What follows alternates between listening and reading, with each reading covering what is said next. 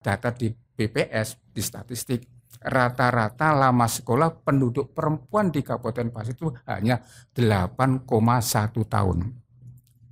Artinya rata-rata penduduk perempuan di Kabupaten Pasir itu tidak lulus SMP. Nah, ini kalah dengan atau di bawah rata-rata lama sekolah penduduk laki-laki. Data statistik mengatakan tahun 2022 rata-rata lama sekolah penduduk laki-laki di Kabupaten Pasir adalah sepanjang atau selama 8,9 tahun. 9 tahun. Artinya sama-sama juga nggak lulus SMP.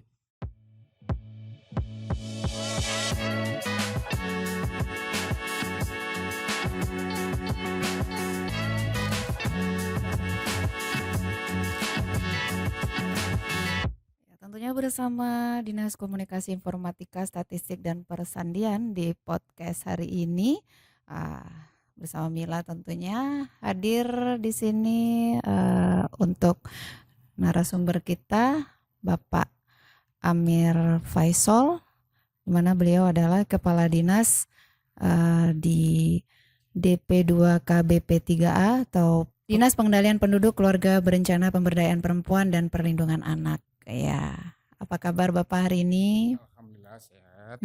Sehat Pak ya. Tentunya kita dalam membicarakan masalah kita hari ini kesetaraan laki-laki dan perempuan tentunya melalui inovasi di gender nih Pak ya. Iya, betul.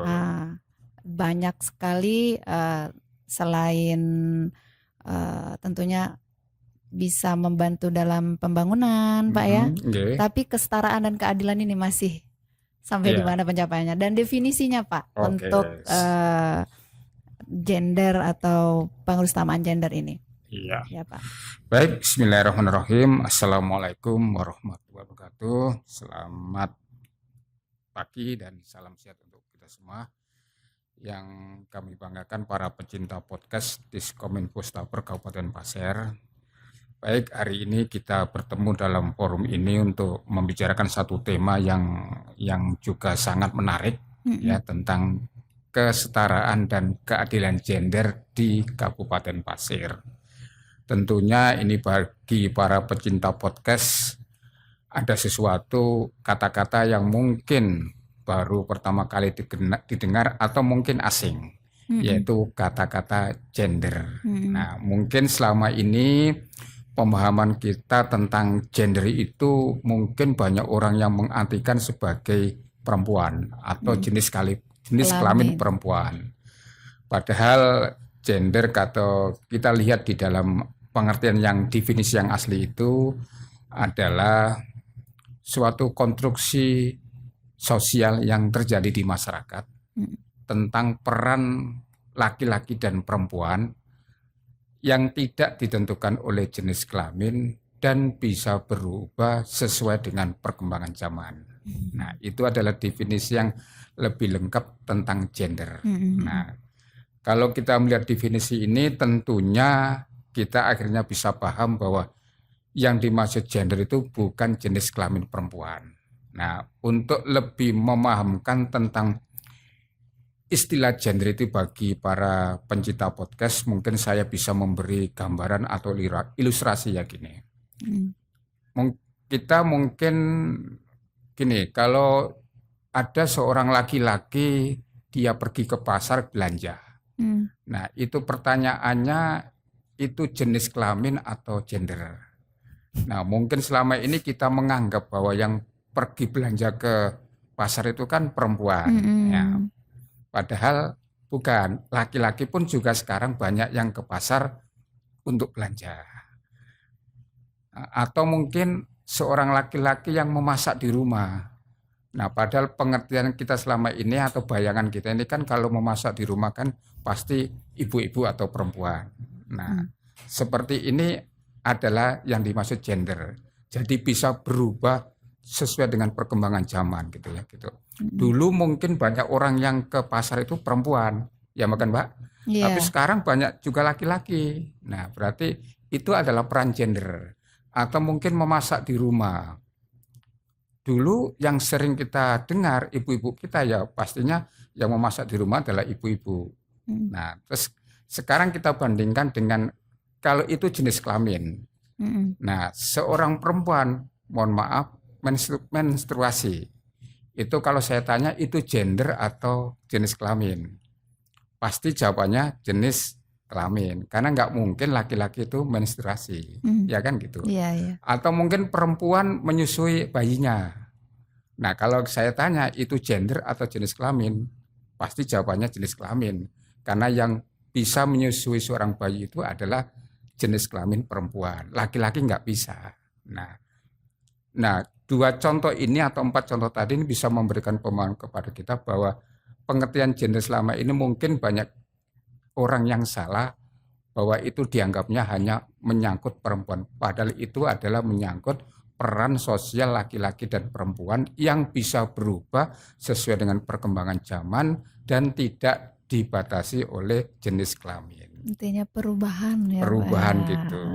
Nah, Bahwa apa yang bisa dilakukan sama laki-laki bisa dilakukan juga perempuan, dan yang bisa dilakukan perempuan bisa bisa dilakukan juga ya. laki-laki. Contoh satu lagi, dulu mungkin kita menganggap misalnya gini, kalau kita ke kota-kota sering pas kita juga kaget, oh sekarangnya driver taksi online itu sekarang juga banyak perempuan. Ojol ya Ojol kan? ya gitu loh. Padahal dulu menganggap bahwa driver atau sopir daripada taksi online itu kan rata-rata laki-laki. Sekalinya perempuan juga bisa. Nah, inilah yang dimaksud dengan gender gitu, Mbak.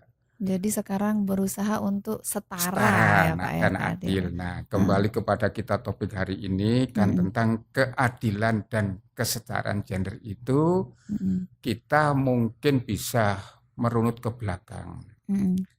Jumlah penduduk Indonesia atau Kabupaten Pasir itu kan pastinya separuhnya adalah perempuan. Data statistik mengatakan rata-rata itu kalau ada 100 perempuan itu ada 108 laki-laki. Jadi nilai jumlahnya nggak terlalu jauh. Sedikit aja bedanya walaupun lebih banyak laki-laki sedikit. Nah, tapi kalau kita mengacu ke data statistik tentunya separuh penduduk Kabupaten Pasir adalah perempuan. Nah, kalau sudah seperti ini berarti kita bagaimana meningkatkan keadilan dan kesejahteraan gender bagi semua penduduk Kabupaten Pasir, baik itu laki dan perempuan untuk bisa memanfaatkan hasil pembangunan di Pasir secara adil dan merata. Nah, kata kuncinya itu ya, bisa memanfaatkan hasil pembangunan di Kabupaten Pasir secara adil dan merata. Karena tadi tujuan pengarusutamaan gender adalah keadilan dan kesejahteraan gender bagi laki-laki dan perempuan. Iya. Nah, tentunya untuk gender sendiri, apalagi yang perempuan nih, Pak. Iya. Nah, ini kita kan sudah menyangkut masalah keadilan. Betul ya. Nah, bukan karena saya perempuan nih, Pak, ya. Betul ya, kebetulan kan. Iya, kebetulan saya perempuan. Iya. Di sini kadang mindset masyarakat, mindsetnya nih, kebanyakan perempuan di rumah saja. Iya, itu. Tuh, bagaimana? Apakah di Kabupaten Pasir sendiri dari pihak pemberdayaan perempuan sudah melakukan nih, memberikan pembelajaran kepada masyarakat, tentunya yang di desa-desa mungkin gitu, ya untuk supaya mindset itu hilang. Jadi, baik. Kalau gitu kita akan berbicara tentang kebijakan atau regulasinya dulu, Mbak ya. Jadi tentang pengarusutamaan gender ini sebetulnya sejak tahun 2000 melalui instruksi Presiden nomor 9 tahun 2000 itu dikeluarkan Impres tentang pengarusutamaan gender dalam pembangunan nasional. Nah, kemudian diterjemahkan ke dalam daerah di Kabupaten Pasir melalui Perda nomor 5 tahun 2019 juga sudah diterbitkan tentang pengarusutamaan gender dalam pembangunan daerah. Nah, dengan dasar regulasi ini maka kami Dinas Pengendalian Penduduk, Warga Berencana, Pemberdayaan Perempuan dan Pelindungan Anak Kabupaten Pasir tentunya yang bertugas mengampu punya tupoksi dalam rangka peningkatan pengarusutamaan gender atau pemberdayaan perempuan di Kabupaten Pasir. Nah, Kalau kita bicara itu mungkin kita lihat dulu data, Mbak. Ya, jadi kalau kita nanti ngomong tentang regulasi atau kebijakan, Iya, tapi kalau nggak ada data yang bisa kita akurat pakai ya. akurat, itu repot gitu. Nah, di dalam pembangunan itu kan kita mengenal istilahnya Indeks Pembangunan Manusia (IPM). Ya kan? Nah, IPM ini adalah suatu indikator tentang apa ya? Keberhasilan pembangunan untuk seluruh masyarakat, laki dan perempuan. Sama gitu ya. Jadi Indeks Pembangunan Manusia itu mengukur tentang ini manfaat pembangunan bagi penduduk laki dan perempuan. Nah, di dalam pengarusutamaan gender atau pemberdayaan perempuan, kita juga mengenal istilah Indeks Pembangunan Gender. Kalau tadi kan Indeks Pembangunan Manusia kan, nah ini Indeks Pembangunan Gendernya. Nah, kalau Indeks Pembangunan Manusia itu untuk penduduk laki dan perempuan, maka Indeks Pembangunan Gender hanya untuk penduduk perempuan. Kelaminnya, jenisnya, jenis kelaminnya yang diukur. Nah, Indeks Pembangunan Manusia itu juga mengukur 3 indikator, yaitu indikator di bidang pendidikan, indikator di bidang kesehatan, dan indikator di bidang ekonomi. Nah, kita sekarang kan bicara tentang perempuan. Oke lah, kita berarti bicara tentang Indeks Pembangunan Gender yang khusus menghitung atau mengurusi tentang perempuan. Nah, oke, akan kita lihat. Indeks Pembangunan Gender sama juga Indeks Pembangunan Manusia yang diukur dari sisi pendidikan. Data dari statistik Kabupaten Pasir tahun 2022, pendidikan itu untuk menghitung Indeks Pembangunan Gender itu dilihat daripada rata-rata lama sekolah penduduk perempuan. Nah, Mbak kira-kira bayangkan di Kabupaten Pasir ini kira-kira berapa rata-rata lama sekolah bagi penduduk perempuan secara umum? Kurang lebihnya ya 6 tahun, baru 3 tahun, tambah 3 tahun ya, lagi. Berarti 12 tahun ya. Kira-kira seperti itu. Itu adalah pendidikan dasar.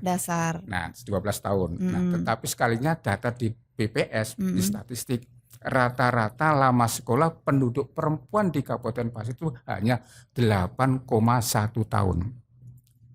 Artinya rata-rata penduduk perempuan di Kabupaten Pasir itu tidak lulus SMP. Tadi kan Mbak kan mengatakan SD, SMP, SMA kan itu berarti dasar. Total 12 tahun. Pendidikan dasar kan, ya, bayangannya kan penduduk di Kabupaten Pasir minimal selama itu. Iya, bayangannya ini yang terus sekalinya data statistik mengatakan hanya rata-rata 8,1 tahun. Berarti nggak sampai 9 tahun. Berarti tidak sampai lulus SMP.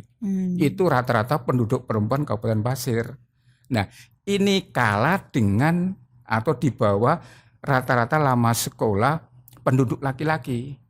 Data statistik mengatakan tahun 2022 rata-rata lama sekolah penduduk laki-laki di Kabupaten Pasir adalah sepanjang atau selama 8,9 tahun. 9 tahun. Artinya sama-sama juga nggak lulus SMP. Tapi lebih tinggi daripada penduduk perempuan. Itu dari jenis atau dari indikator pendidikan. Dari pendidikannya, dari pendidikan aja ya gitu. Intinya penduduk perempuan masih di bawah rata-rata laki-laki. Di bawah standar laki-laki masih. Nah, terus yang kedua untuk Indeks Pembangunan Gender adalah dihitung dari ini umur harapan hidup. Memang kalau umur harapan hidup ini alhamdulillah rata-rata umur harapan hidup penduduk perempuan Kabupaten Pasir itu lebih panjang daripada penduduk laki-laki. Jadi bersyukur penduduk perempuan di Kabupaten Pasir itu umurnya lebih panjang daripada laki-laki. Karena faktor banyak pikiran laki-laki. Betul. Ya, Pak? Di samping juga kan laki-laki kan bekerja di rumah karena kecelakaan gitu. Tapi angkanya itu kalau penduduk laki-laki itu 71,4 tahun rata-rata Mbak. Kalau penduduk perempuan lebih panjang yaitu 74 tahun lebih. Nah, bersyukur Mbak. Kabupaten Pasir penduduk perempuannya rata-rata lama sekolah angka harapan hidupnya lebih panjang daripada laki-laki. Iya. Dan yang terakhir Mbak sebentar, ini tadi yang satu kan lagi kan tentang ekonomi. Nah, ini dihitung daripada pendapatan per kapita. Per kapita ya Pak. Nah, ini lagi-lagi penduduk perempuan jauh dengan penduduk laki-laki. Data statistik mengatakan pendapatan per kapita rata-rata penduduk Pasir yang laki-laki itu 1 tahunnya sekitar 17 juta. Nah, sementara penduduk perempuan hanya 3 jutaan kurang. Artinya jauh sekali antara laki-laki dan perempuan. Itu dari sisi per kapitanya, pengeluaran per kapitanya. Jadi rata-rata yang mengeluarkan duit itu laki-laki memang, Mbak. Gitu. Yang perempuan mungkin tadi itu bayangannya atau mungkin persepsinya di rumah saja gitu ya. Nah, dari 3 indikator itu berarti jelas bagi pemberdayaan perempuan di Kabupaten Pasir harus ditingkatkan karena dari sisi pendidikan, kemudian pengeluaran per kapita masih di bawah penduduk laki-laki. Ini sangat jauh sekali. Sangat jauh sekali. Nah, untuk itu kembali kepada tugas kami Dinas P2KB P3A sesuai dengan amanat yang diberikan kepada kami harus meningkatkan pemberdayaan perempuan di Kabupaten Pasir tentunya dengan koordinasi kerjasama dengan seluruh perangkat daerah. Nah, ini yang mau saya tanyakan. Kan mindset mereka itu perempuan harus di rumah itu namanya. Iya itu. Nah, apa dari pemerintah sudah banyak yang apa saja sih yang dilakukan gitu terkait hal ini? Dengan tupoksi yang seperti itu, melihat data-data yang ada tadi Mbak ya, makanya Dinas P2KB P3A itu sejak tahun 2020 itu mengeluarkan beberapa inovasi dalam rangka untuk mengakselerasi atau meningkatkan pemberdayaan perempuan atau pengharusan gender di Kabupaten Pasir. Karena datanya tadi masih agak gitu ya gitu. Nah, beberapa inovasi yang sudah kita luncurkan sejak tahun 2020 itu adalah salah satunya atau ini ada 5 sebetulnya yang kita launching itu. Nah, yang pertama kita meluncurkan inovasi yang namanya Satepuan. Jadi singkatan dari satu desa, satu kelompok usaha perempuan. Satu desa, satu kelompok usaha perempuan. Nah, ini tentunya lebih ke arah ekonomi. Ya kan tadi kan data ekonomi kan jomplang kan pengeluaran per kapita perempuan hanya 3 juta tapi laki-laki 17 jutaan. Itu secara umum Mbak ya, rata-rata gitu. Nah, melalui inovasi ini kita berupaya memotivasi setiap desa di Kabupaten Pasir minimal di dalam tiap desa itu ada satu kelompok usaha ekonomi yang dikelola oleh perempuan, kelompok perempuan gitu. Nah, gitu ya. Itu ini mungkin nanti secara bagaimana sosialisasinya nanti di belakang Mbak ya. Gitu. Terus yang kedua yang diluncurkan oleh Dinas P2KB P3A dalam pengarusan gender ini kita sebut ada namanya klinik PPRG, klinik perencanaan dan penganggaran responsif gender. Nah, ini tentunya lebih banyak kepada para organisasi perangkat daerah sasarannya, bukan masyarakat. Karena ini menyangkut anggaran pembangunan di masing-masing perangkat daerah. Klinik PPRG ini maksudnya Mbak, jadi setiap perangkat daerah itu punya kepedulian mengalokasikan atau membuat suatu kegiatan yang menjurus kepada peningkatan pemberdayaan perempuan lewat perangkat daerahnya masing-masing, bukan lewat Dinas P2KB Mbak, lewat perangkat daerah masing-masing. Nah, ini dengan klinik ini kita akan membantu setiap perangkat daerah bagaimana membuat suatu anggaran atau merencanakan anggaran yang betul-betul responsif gender. Responsif gender itu dalam arti keanggaran yang punya kepedulian kepada perempuan. Gitu. Supaya ada perubahan. Ada perubahan itu tujuannya itu. Nah, inovasi yang ketiga yang diluncurkan oleh Dinas P2KB P3 adalah dalam rangka pemberdayaan perempuan ini kita sebut dengan Gemar Udang. Nah, ini. Gemar Udang, bukan maksudnya suka makan udang. Bukan udang, ini singkatan. Jadi Gemar Udang itu singkatan dari Gerakan Menanamkan Gender Sejak Usia Dini Melalui Dongeng. Wah, panjang ya. Gerakan Menanamkan Gender, pengertian gender sejak dini melalui dongeng. Artinya lewat kerjasama dengan kampung dongeng. Di Pasir itu, di Kabupaten Pasir ada namanya ini Mbak, organisasi kampung dongeng. Nah, lewat kampung dongeng itu kita titip pesan. Kalau teman-teman di kampung dongeng itu mengadakan kegiatan mendongeng kepada anak-anak, apakah mulai dari PAUD, TK, SD, kita titip pesan tentang gender. Jadi dari awal itu, dari kecil anak-anak sudah paham, oh sekalinya gender itu tentang ini. Jangan sampai seperti kita kemarin, gender itu istilahnya hanya perempuan saja dan perempuan itu tugasnya di rumah saja. Gitu. Menghilangkan mindset yang itu. seperti Nah, itu. dengan cara seperti itu, anak-anak kita sejak dini sudah punya bayangan, oh sekalinya laki-laki dan perempuan itu memang punya kesempatan yang sama dalam pembangunan. Jadi jangan sampai yang laki-laki saja yang bisa menikmati hasil pembangunan, perempuannya di rumah saja, gitu Mbak. Gitu. Nah, ini adalah inovasi yang ketiga tadi, tujuannya tadi, penanaman sejak dini. Nah, terus inovasi yang keempat adalah kita sebut dengan asam putar. Nah, ini adalah singkatan daripada aspirasi perempuan dalam pembangunan tingkat daerah. Ini prakteknya kepada masyarakat. Kita mendorong bagaimana perempuan khususnya ya yang di desa kecamatan bisa juga terlibat dalam proses pembangunan perencanaan. Contohnya, saya sudah mengamati beberapa kegiatan musrenbang, musyawarah perencanaan pembangunan desa dan kecamatan sudah diikuti oleh para kaum perempuan. Nah, ini tujuannya apa sih? Kenapa melibatkan perempuan? Karena suara, aspirasi, kebutuhan perempuan itu ya yang paling pas itu menyuarakan ya kaum perempuan. Ya. Jangan sampai nanti laki-laki urusannya dia sendiri yang dipikiri. Nah makanya lewat inovasi ini perempuan-perempuan desa didorong juga ikut jalan musrebang desa. Jadi kebutuhan mereka lah, suara mereka itu biar perempuan yang menyuarakan. Ini lebih pas gitu, Mbak. Nah, inovasi yang kelima kita sebut dengan data empuk, itu singkatan daripada sistem informasi gender perempuan dan anak. Ini lebih pada perangkat kita Mbak ya, perangkat daerah, supaya data tentang gender ini lebih valid dan bisa dipertanggungjawabkan gitu. Nah, dengan cara inovasi yang ada lima tadi ini kita berharap pemberdayaan perempuan di Kabupaten Pasir bisa meningkat. Sehingga Mbak ya, tadi yang saya katakan di depan kan indeks pembangunan gender bisa meningkat. Mbak mungkin nggak punya bayangan, indeks pembangunan gender IPG Kabupaten Pasir itu scouting itu Mbak. Itu urutan keberapa kira-kira?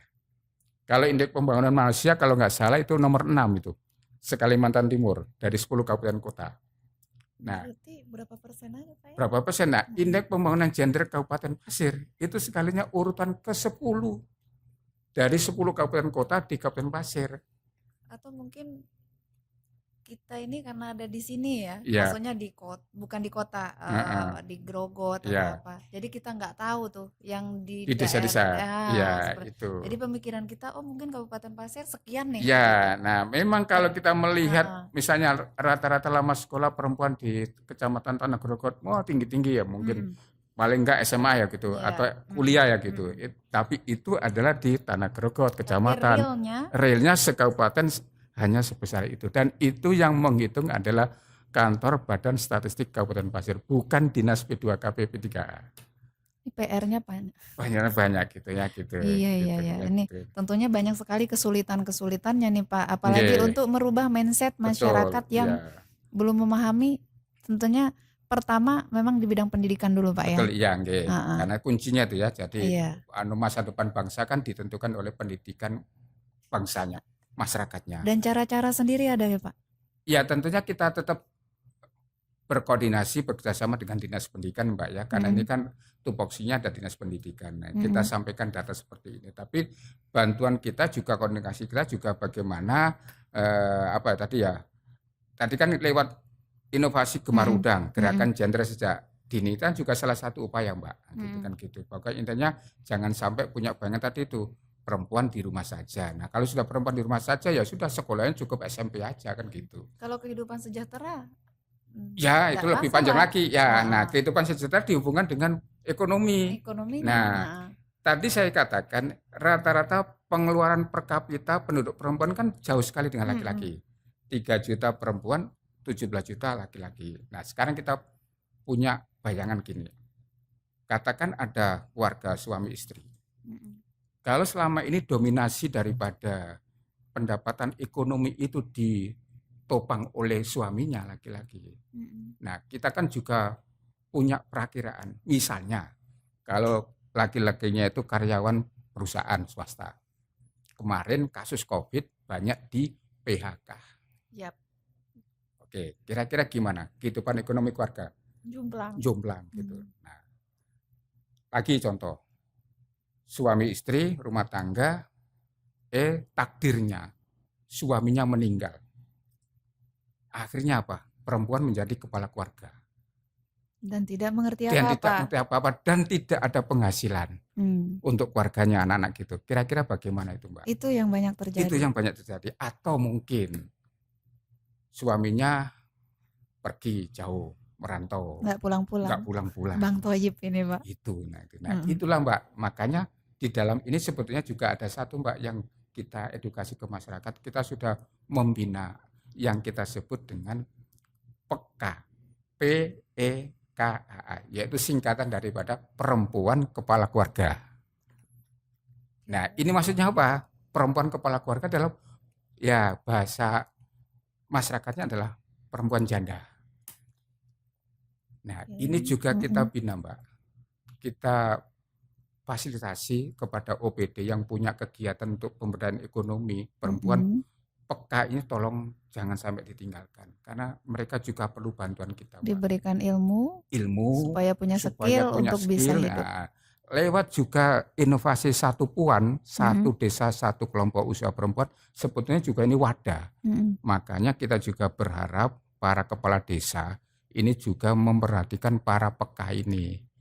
Ya, kita kan bahasa kasarnya, guyonannya ya jangan, pokoknya janda-janda ini khususnya perempuan ya diperhatikan, karena ini juga menyangkut kesejahteraan keluarganya Mbak, anak-anaknya gitu. Makanya inovasi sate puan, satu desa satu kelompok usaha perempuan ini juga ke arah situ. Ya, jadi kalau ada kegiatan di desa ya yang para PEKA ini juga menjadi prioritas. Karena kan tumpuan ekonomi kan sudah beralih ke para perempuan ini yang menjadi janda karena takdir tadi itu. Iya. Gitu. Selain takdir juga pengaruh untuk yang PPKH ini Pak ya. Betul. Yang terjadi di sekitar kita. Ya, gitu. Kadang masalah ini agak bukan menyimpang, maksudnya beralih sedikit tentang kekerasan dalam rumah tangga bisa jadi Pak ya. Jadi, nah jadi itu salah satunya pasti faktor ekonomi. Ya, makanya itu jadi kita ya yakin insya Allah di dalam agama Islam juga tidak mengharamkan atau tidak melarang perempuan itu juga punya kegiatan kan gitu. Asalkan tetap sesuai dengan koridornya gitu loh. Nah, jadi di dalam rumah tangga itu perempuan juga punya penopang. Jangan sampai pas begitu suaminya meninggal atau yang lainnya itu goyang itu rumah tangga itu. Nah, ini juga punya faktor terjadinya kekerasan dalam rumah tangga. Ya, mungkin penelitian kita belum sampai mendetail ya berapa kekerasan dalam rumah tangga yang diakibatkan ekonomi. Tapi itu memang di dalam laporan-laporan yang saya terima lewat kantor kepala KUA itu juga faktor kekerasan dalam rumah tangga, perceraian juga diakibatkan juga faktor ekonomi. Ya, ini yang ada di pikiran saya sekarang ini Pak. Ya.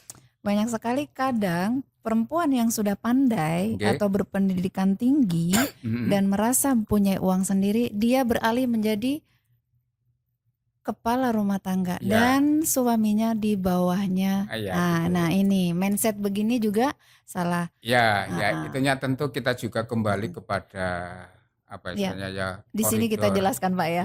Gitu bahwa ya boleh balik seperti itu, tapi juga namanya dalam hubungan rumah tangga kan dalam agama Islam kan dikatakan tetap suami itu sebagai pemimpin rumah tangga lah gitu. Gitu, walaupun terlepas daripada istrinya punya penghasilan lebih tinggi, tapi tetap aja agama suami itu sebagai pemimpin rumah tangga. Iya, kadang salah satunya pertengkaran atau kekerasan dalam rumah tangga kan ini Pak. Betul ya. Cekcok. Nah, kamu begini. Ya. Nah, akhirnya panas hati.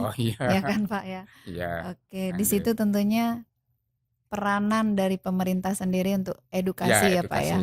Jadi kita juga diamanai oleh peraturan daerah bahwa Dinas P2KB dari judulnya saja kan di situ ada pemberdayaan perempuan. Mm-mm. Di samping Itu. yang panjang tadi kan pengendalian penduduk, Heeh. keluarga berencana, pemberdayaan perempuan dan pelindungan anak. Kita belum bicara pengendalian penduduk, kita belum bicara keluarga berencana, kita belum bicara perlindungan anak. Mm-mm. Tapi 1-2 kata ini pemberdayaan perempuan juga menjadi tugas kita. Mm-mm. Karena dari data indeks pembangunan gender, Mm-mm. Kabupaten Pasir yang saya katakan tadi itu berada pada ranking ke-10. Kita itu Mm-mm. di bawah Kabupaten Mahulu loh ya. Ya, Heeh, tuh. itu. Makanya sungguh berat nih Ya, PR-nya ya tetap Pak ya, dengan pemerintah. dengan Dan, segala dan sebenarnya baik sudah itu. banyak yang dilakukan. Iya, nggih.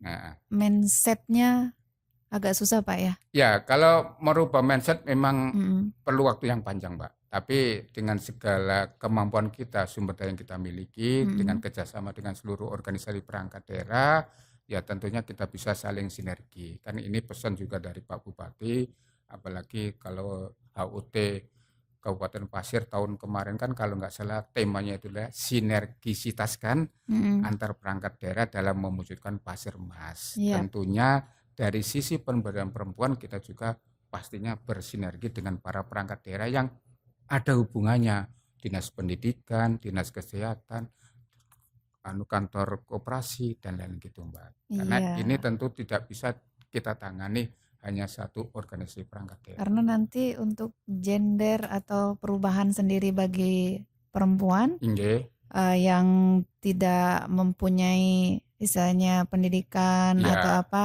pendidikan sih semuanya punya dari lahir ya, sudah diajarin Pak ya, ya. Inge, Cuman mungkin masalah formalnya, jenjang formalnya. ya, Nah, di situ kayak UMKM tentunya ya Pak ya, dengan cara seperti itu. Jadi satu kata kunci kan Mbak, kalau perempuan itu berdaya dari sisi pendidikan, itu istilahnya memperoleh pendidikan formal yang cukup, minimal dasar sampai SMA kan itu sebagai modal, ya kan. Terus yang kedua dari sisi ekonomi, kalau dia juga punya penghasilan, itu kan juga sebagai penopang jaga-jaga kalau terjadi gangguan dalam keluarga gitu. Termasuk juga dari sisi kesehatannya. Rata-rata bersyukur rata-rata harapan hidup penduduk perempuan kan lebih panjang daripada laki-laki. Dan ini juga sebagai modal untuk keluarganya, untuk anak-anaknya gitu Mbak. Nah kalau ini juga semuanya bisa optimal, saya yakin kesejahteraan penduduk Kabupaten Pasir baik laki dan perempuan bisa lebih meningkat gitu. Iya. Harapannya Pak untuk edukasinya dan juga merubah mindset itu apa untuk Kabupaten Pasir nih Pak? Jadi harapan kami tentunya dengan program pemerintah pemberdayaan perempuan lewat pengarusaman gender ini tentunya semua masyarakat bisa punya pemahaman yang sama bahwa laki dan perempuan itu punya satu kesempatan yang sama, satu kesetaraan dan keadilan dalam berpartisipasi dalam pembangunan. Terus yang kedua memanfaatkan hasil pembangunan. Nah ini yang sebetulnya kita harapkan daripada program yang kita laksanakan di Kabupaten Pasir, baik itu kepada masyarakat, organisasi perangkat daerah dan stakeholder yang lain gitu Mbak. Iya.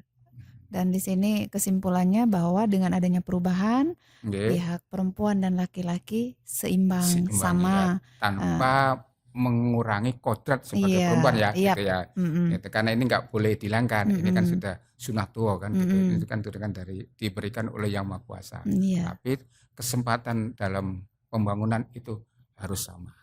Iya, semua sama-sama menikmati dan tentunya dengan adanya kesetaraan dari pendidikan, ekonomi dan berbagai tadi yang disampaikan sama Kepala Dinas DP 2 KBP 3A Bapak Amir Faisal, ya tentunya mudah-mudahan bisa diterima edukasinya ini meskipun kita sedikit-sedikit Pak ya, nanti ada lagi karena ini panjang.